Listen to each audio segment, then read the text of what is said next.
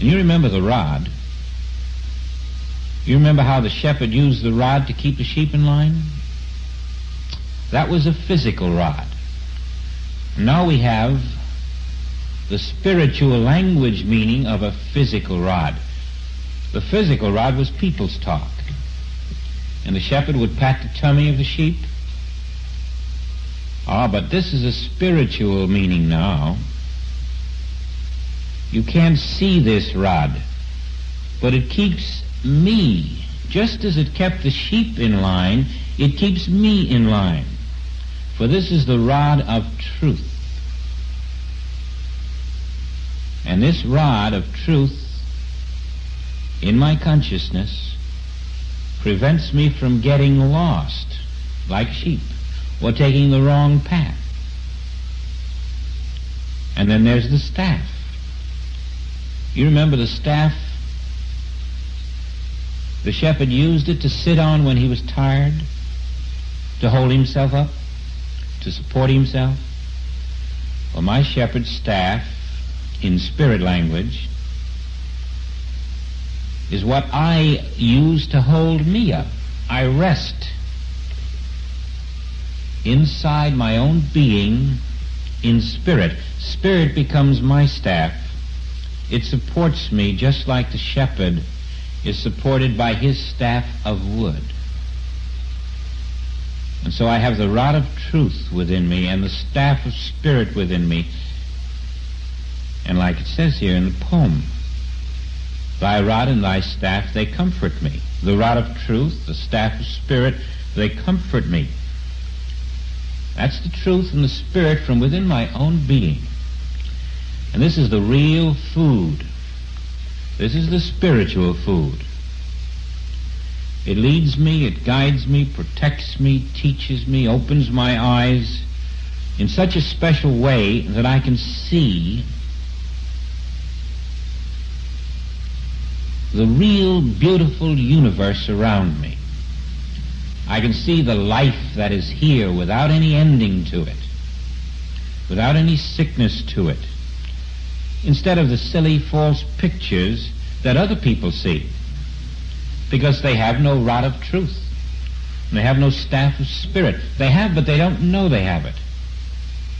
And so they're not comforted like I am.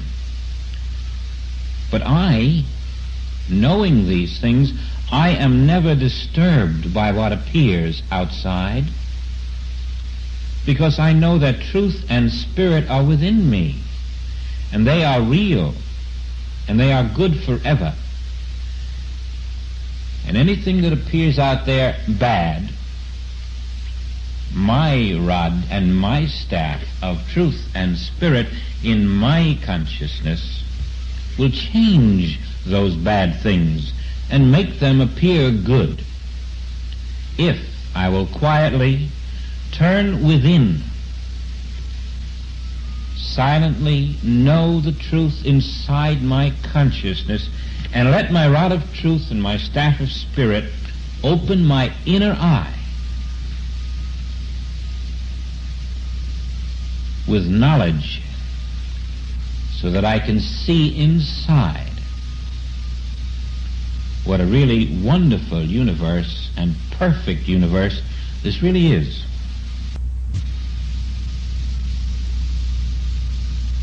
Maybe you want to rest here, but if you do, you can come back to the next portion later. Here's another line.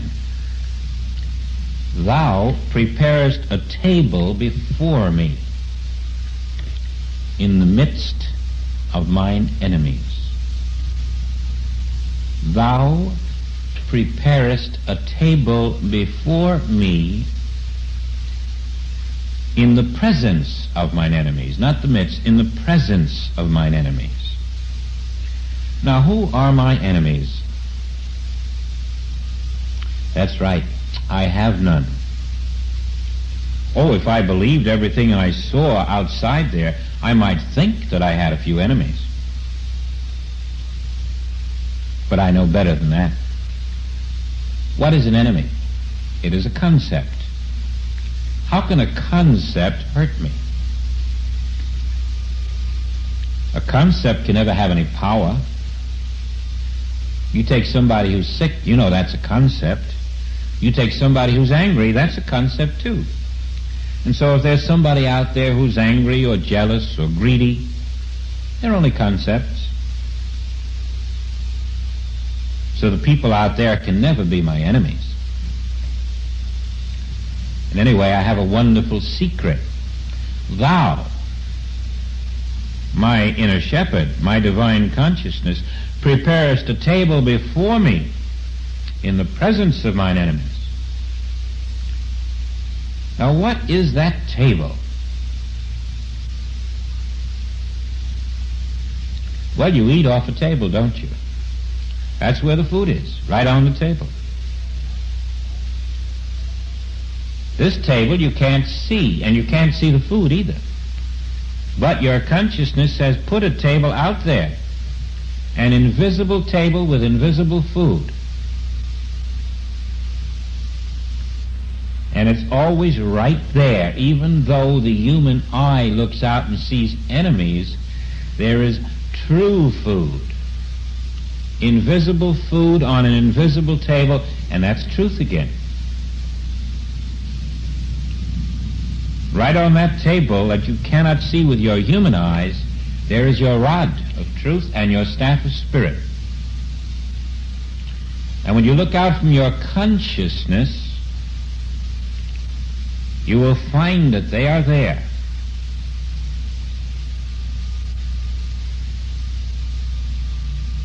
And then you will say, well, my enemies are only concepts without power, and so they're no longer my enemies at all. I have no need to fear them. For the minute I know that all of the power is on my invisible table, in my invisible consciousness, then I can smile. I can smile at all the people and things and the conditions that seem unfriendly, and I can know that they never could have power over me because I have an invisible consciousness of truth. That's my table. My invisible consciousness of truth. Here's another good line. Thou anointest my head with oil. You know what oil is. You put it on a wheel when it squeaks. That's spirit talk. That's people's talk again. But this kind of oil, it's a special spiritual oil. It means light, divine light, divine understanding. That's what oil is spiritually. When you receive inner light, you're receiving oil. Thou anointest my head with oil. You see, other people think through their brains with human ideas. But through you comes light, oil. And that's why the word anointest is there.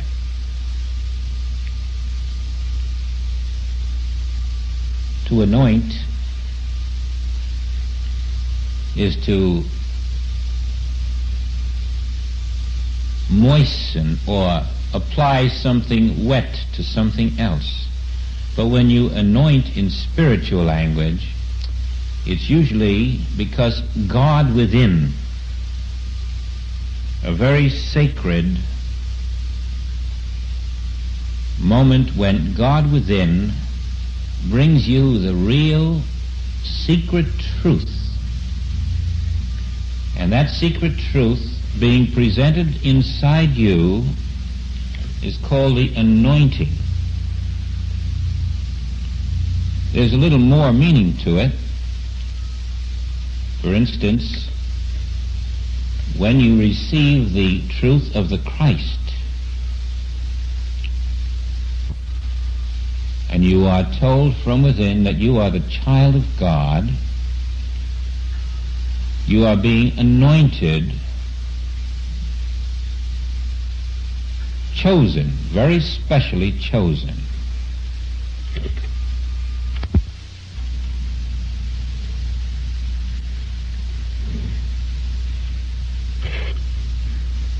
when this happens to you, when it is said that your inner Noah anointeth your head with oil, you are living in a different world than the people around you. They are moving in a world of concept, and you are living in the real, invisible universe. You are living in the kingdom of God. And that is why we're here on this earth, to find out how to do just that. Now, my inner Noah has led me through the green fields, the green pastures. He has restored my soul. He has anointed my head with oil. He has removed all fear within me. He has shown me paths of righteousness, all because I am listening within. And so the next line is the result of that. My cup runneth over. My cup, you see, in people's language, is just a cup that you pour hot cocoa in, or milk, or coffee. It's a container for a liquid. My cup in spiritual language is my life. This particular lifetime is my cup, and it runneth over with good things, spiritual things, because my consciousness is pouring all of the good things of life into this lifetime, into this cup. So my life is full, overflowing. I have a wonderful sister, a wonderful brother, a wonderful father, a wonderful mother, many wonderful friends. And this is all true because I do not believe in material concepts. I live in a spiritual consciousness, letting my inner Noah feed me with the truth. That leads to the next line. Surely goodness and mercy will follow me all the days of my life. As long as I practice the art of meditation, as long as I know how to keep my inner peace, then my spiritual consciousness will fill my cup with goodness and mercy, which is protection in all things.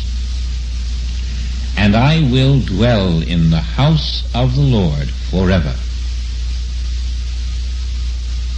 I will remain in my spiritual consciousness, always receiving more oil, more light, more truth, more spirit, more understanding, more goodness, more love, more wisdom, more intelligence, more of everything.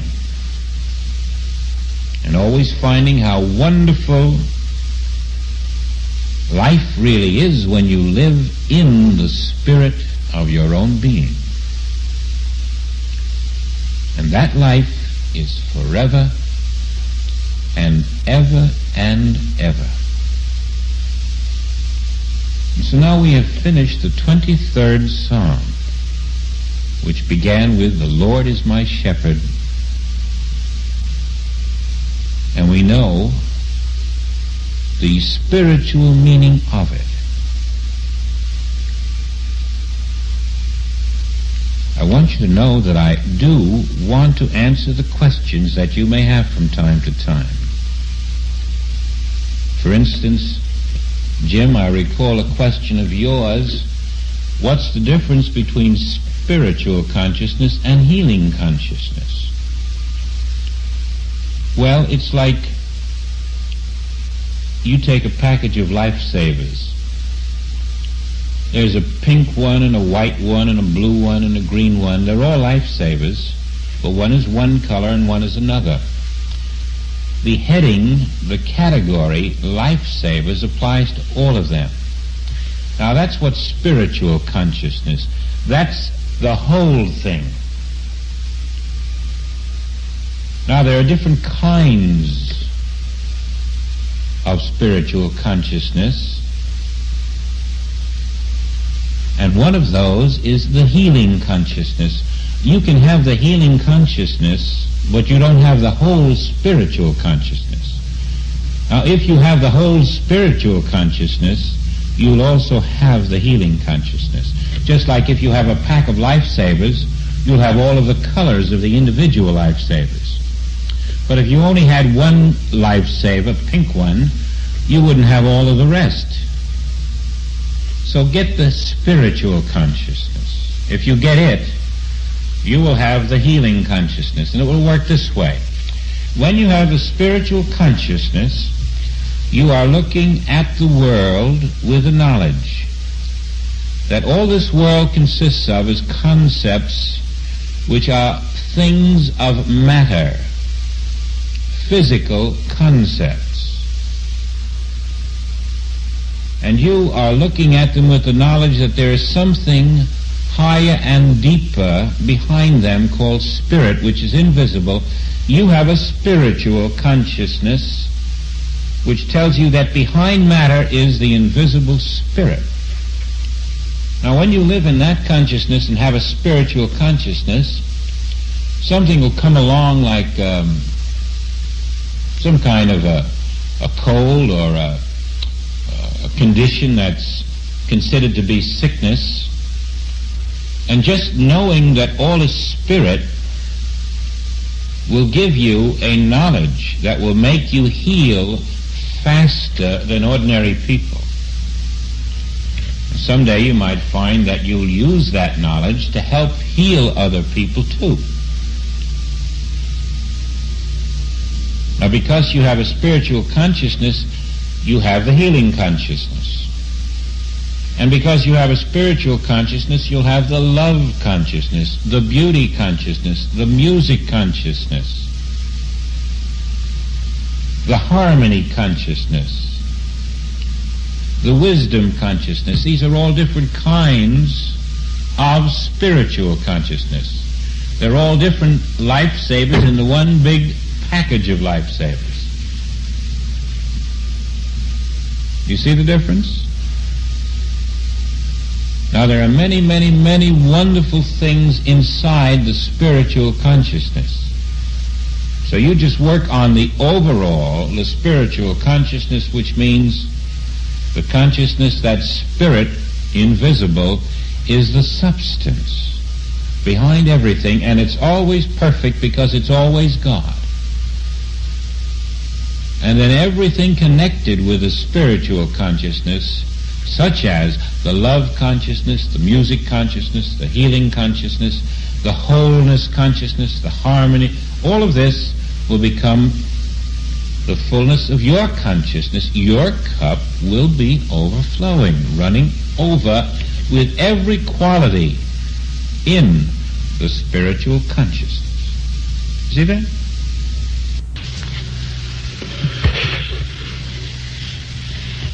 Jill and Jim, I have your questions, and I want you to know that I appreciate them. They are very intelligent questions, and you're really making me dig down deep to come up with some good answers for you. Now, Jill, you've asked about the soul. And in your question, if I recall it correctly, you said you understand most of the things about the soul, but if your soul is infinite, where is your daddy's soul? Where is Jim's soul? Where is your mother's soul? And where is everybody else's soul? How could there be any others if your soul is infinite? And so you see, in a way, you've almost come to the point of answering your own question. Now let's look at it this way. Suppose I say to you, Jim, point to your house. And now Jim points to the house.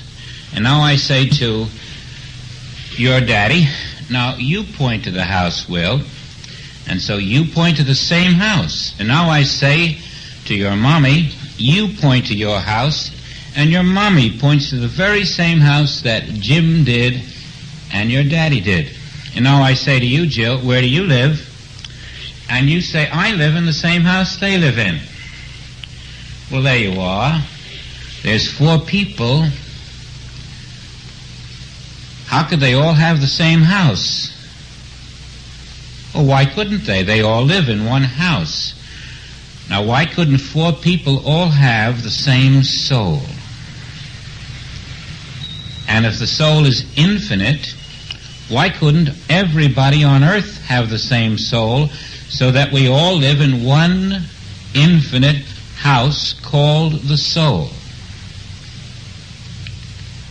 Do you see that is exactly what the truth is? The one infinite soul is your soul, Jill, but it's also mine. And it's also your daddy's. Oh, and it's everybody's. Everywhere you go, the good people and the bad people, they don't know it, but there's only one soul, and we all live in it. Now, you see, I can't use your soul. I can't even use my own soul. And you can't use it, but we can both listen to it and let it direct us, so that if you live in your soul and listen to it, it will direct you, and when I'm listening, I'll be listening to my soul. But it's really the same soul, and so the one soul will direct you and will direct me, and because we're under the direction of our one soul, we'll always be friends. We could never be enemies that way. And so when everybody learns that they have one soul, they'll all be friends. They'll really love one another because the soul will be directing them. And that's why in the 23rd Psalm, the voice of God speaking through the man who wrote the psalm said, "Your shepherd will restore your soul." Now, most people have not had this happen to them. They still do not know they are living in an infinite soul. But you're learning it, and I think you have caught the idea. And so your soul is restored. Now, let's bring up a few questions about that you didn't ask, because I think you should think about them. For instance, later on, most people say, well, I'm not going to live in the same soul with everybody else. I'll just be like everybody else. Now, I want you to know that that wouldn't be true at all. For instance, just take your mind, and now think of a house. And you have a pretty house. You can fix up any kind of a house you want in your mind. Now think of an automobile. And now think of, a little baby boy, just born. Maybe Jim when he was just born. But you see, you thought of 3 ideas: a house, an automobile, and a baby boy. And all of those 3 ideas came out of one mind. And yet the ideas are all different. They're not the same, are they? So if we all came out of one soul, couldn't we be all different like the ideas that come out of the mind? We don't have to be all identical just because we come out of one soul. In fact, there are not 2 people who come out of the real one soul who could ever be the same, because just as the soul is infinite, it produces an individuality in each of us so that we all are just enough different to give something to each other that the other one doesn't possess. Oh, this makes me want to go right through this 23rd Psalm, because right after this, it shows because your soul has been restored, you can now be in the path of righteousness. I'm awfully tempted to explain that right now, but I think what I'd better do is go over to Jim's question, because I think now you can catch the idea of the soul. It's really now divine consciousness functioning through you so that you will learn how to be one with the one soul of everybody. And that's going to be a wonderful secret later, because everybody who does this while you're doing it will be in harmony with you. Everyone who lives out of the one soul is in harmony with each other. Somebody could live in Alaska and really learning how to live out of the one soul, and you could be living here in California, and you'd both be in harmony. And if that person in Alaska had something that you needed, somehow or other the one soul would tell that person, or it would take you all the way to Alaska, because the one soul sees everything. You see, then we're living in God's house. Now, Jim, you have a very interesting question. It's all about concepts, and how can you lean on a bed if a bed is a concept? Well, I'm going to answer that in a very strange way. First, I'm going to ask you, Jim, what is a concept? And by way of answer, let's see what our old dictionary here has to say. Concept. We'll find that here, and then we'll see what we're going to say about the same thing that the dictionary talks about. Concept. Well, all it says is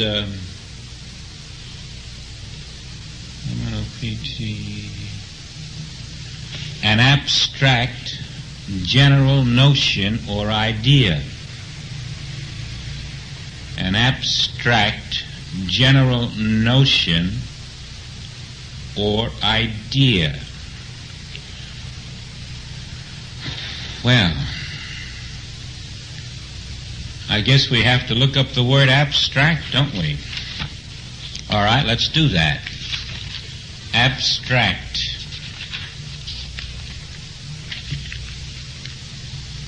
Abstract.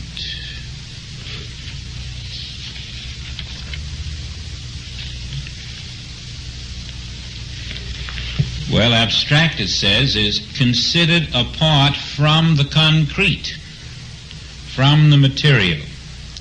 In other words, an idea is abstract. It is not physical. It is not material.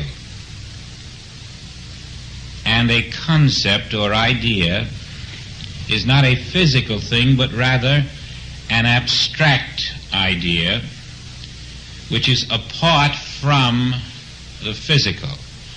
And so when we look at it closely, it means that a concept is a belief or a mental impression that you have about something. Now, you're seeing the bed and you're touching the bed, and you say it's pretty solid. In fact, if you dropped it on the floor, it would make a great big noise. And you say, how could a concept do that?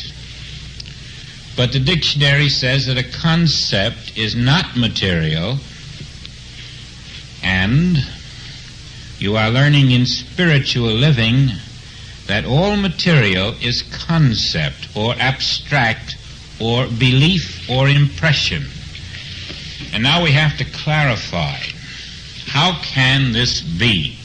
How can Jim rap his knuckles on a piece of wood and think that the wood is abstract and not concrete?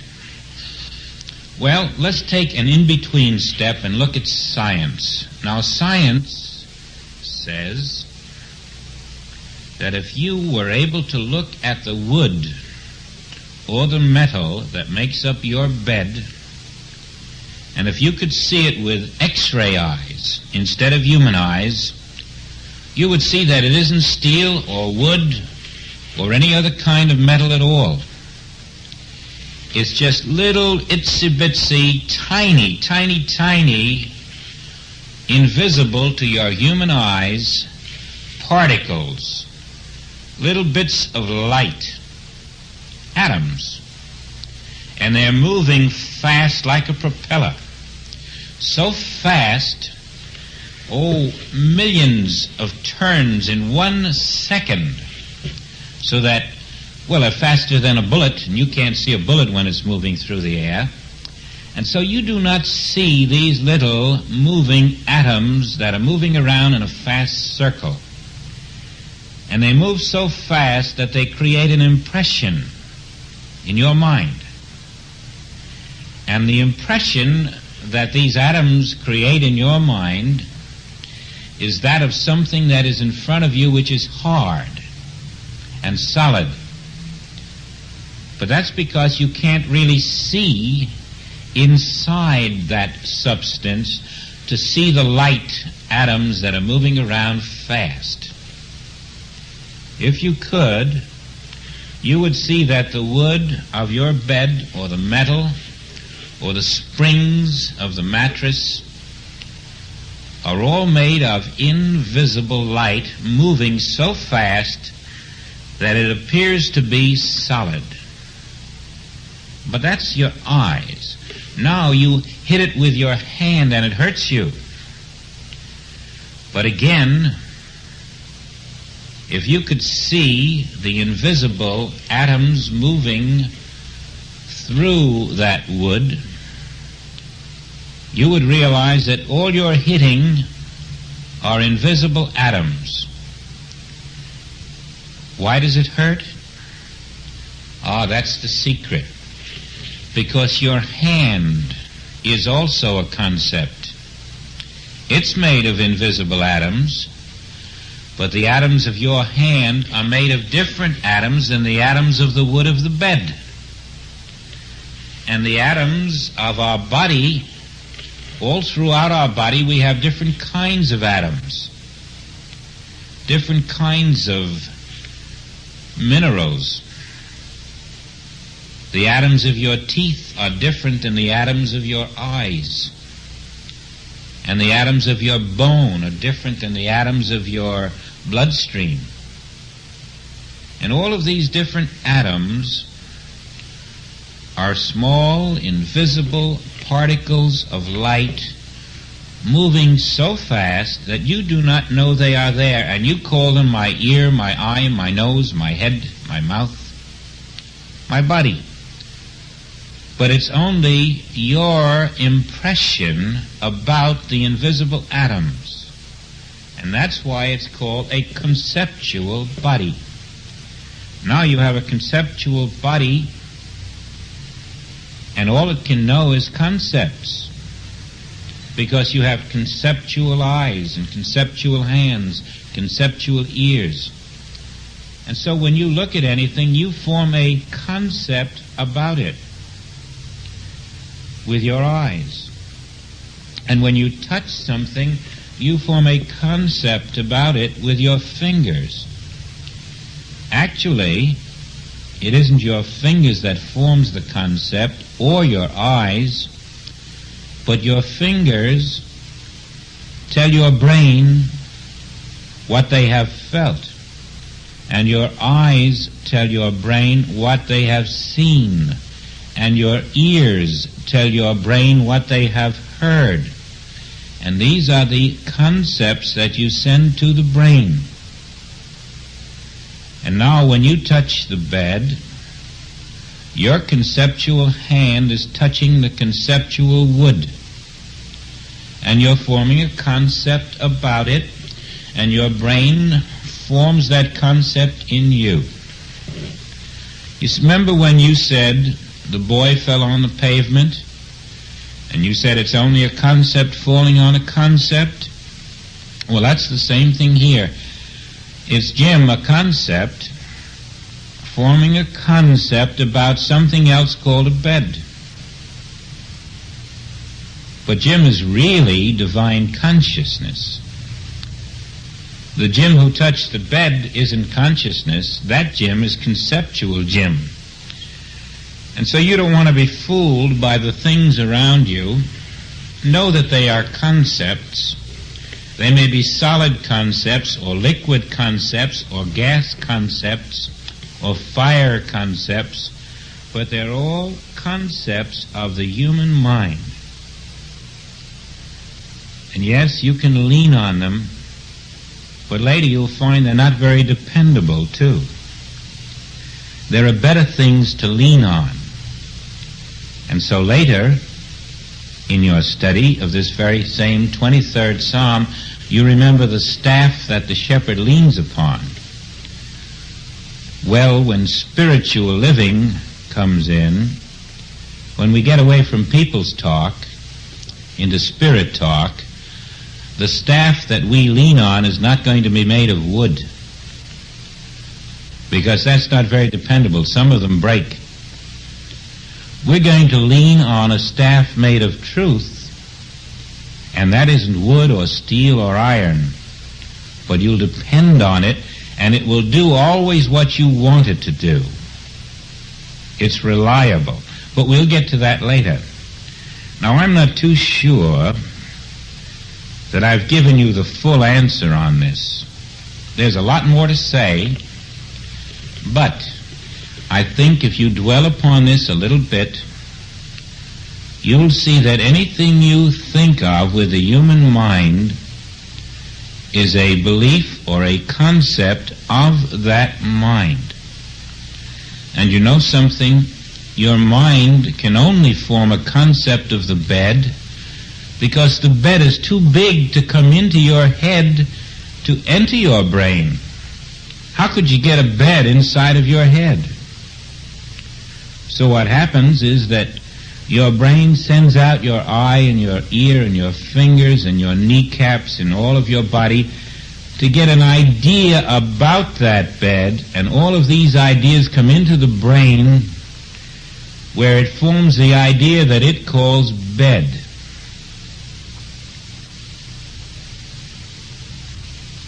Now, behind all of this, behind the little light atoms that are moving fast that make up the appearance of the bed, behind the light atoms that are moving fast that make up the appearance of Jim's conceptual body, there is another substance.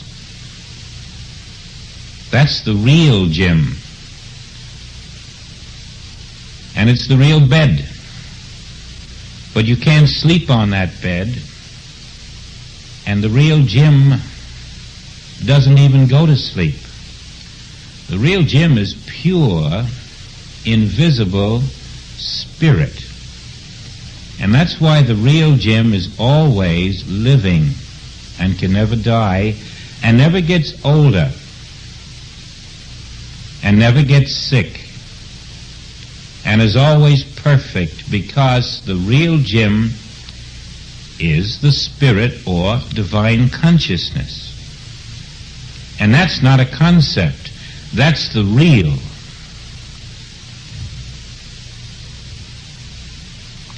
Well, you think upon these things, and then when you think about them a little bit, close your eyes and meditate upon them until something inside begins to say to you, Jim, here's the way things are.